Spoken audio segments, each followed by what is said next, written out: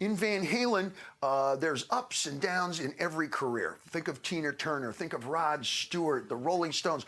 Good artists go up and down in popularity. I felt furious. I felt betrayed. I felt, now I have to really look and see what's in the mirror and see it. Nobody wants to do that. Are you kidding? But wow, what a smack in the face, huh? Just like when the sumotori, when the rickshaw go like that, oh, no.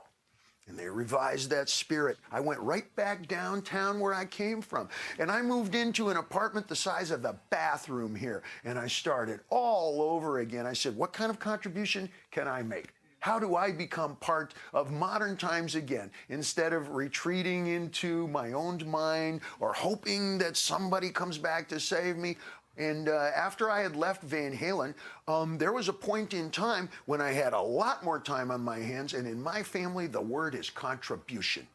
There was a time when I was flavor of the week, first time, sold millions of records, millions of dollars, and I rebuilt the entire pediatric unit for the hospital that I used to work at. Then there was a time when I could barely afford the taxi fare to go to the hospital.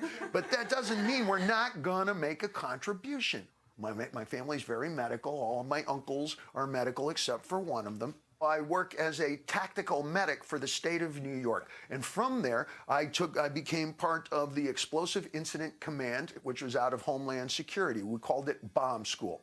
If a bomb went off right now, those kinds of injuries are particularly horrifying and particularly unique to the incident. You have to train for that. My other area of expertise is pediatric trauma, hurt kids.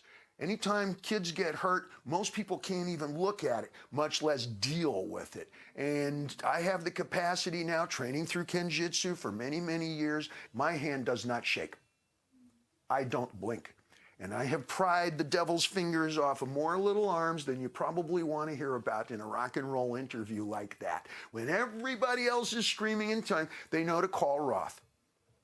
My biggest hero in lyrics and songwriting was a gentleman named Yip Harburg, Y-I-P. What a great name. Yip, just like that. And he was in the 1920s, and he was a billionaire, creating parts for freight trains and so forth. And the stock market crashed in Kyuhaku, I don't know what, 1929, and he lost everything.